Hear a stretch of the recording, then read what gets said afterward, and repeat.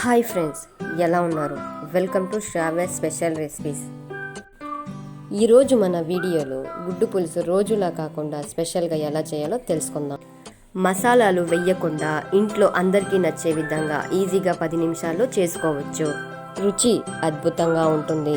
మరి దీన్ని ఎలా చేయాలో తెలుసుకునే ముందు ఎవరైతే నా ఛానల్ని కొత్తగా చూస్తున్నట్లయితే సబ్స్క్రైబ్ చేసుకొని పక్కనున్న బెల్ ఐకాన్ని ప్రెస్ చేయండి. తద్వారా నేను చేసే స్పెషల్ రెసిపీస్ ముందుగా మీరే చూడొచ్చు.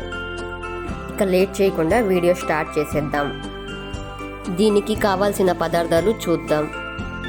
ఉడికించిన గుడ్లు 3, ఉల్లిపాయ 2, టమాటాలు 3, పచ్చిమిర్చి 4, కరివేపాకు రెమ్మలు 2, కొత్తిమీర రెమ్మలు 2, నిమ్మకాయ సైజ్ అంత చింతపండును తీసుకొని నీటిలో నానబెట్టుకోవాలి. 2 టీ స్పూన్ల కారం, 1/2 టీ స్పూన్ పసుపు, ఆవాలు, ఉప్పు సరిపడా. ముందుగా స్టవ్ వెలిగించుకొని ఒక ప్యాన్ తీసుకొని అందులో 2 టీ స్పూన్ల నూనె వేసి వేడి చేసుకోండి. తర్వాత ఇందులో కొన్ని ఆవాలు, తెల్లగడ్డపాయలు వేయండి. ఇందులోనే కట్ చేసి పెట్టుకున్న ఉల్లిపాయ ముక్కల్ని వేసి లైట్ గోల్డెన్ కలర్లో వచ్చే వరకు బాగా వేయి. ఇందులోనే 2 టీ స్పూన్ల కారం, 1/2 టీ స్పూన్ పసుపు వేసి బాగా మిక్స్ చేసుకోవాలి.